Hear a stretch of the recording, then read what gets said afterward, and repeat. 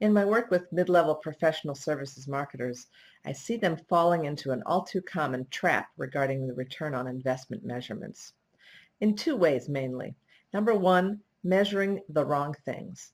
We're talking here about measuring non-client oriented initiatives like click-throughs on an email campaign or hits on a website, etc.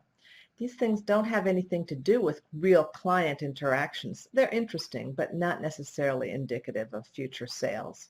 The second is to measure things in the wrong timing.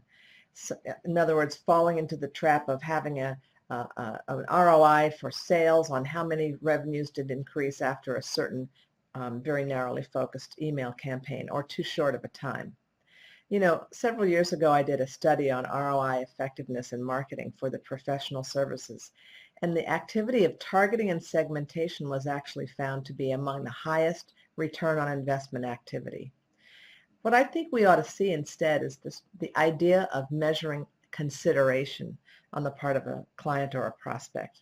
And you can do that through qualitative interviews at regularly scheduled intervals or after a big campaign.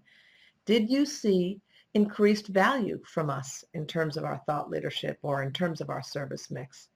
If you can see that they would say yes to that or no and then provide some feedback, you have a much stronger engagement with that client or prospect and a much stronger consideration just for the simple act of asking. I think if we could do ROI based on that kind of approach, we would definitely see the money can follow.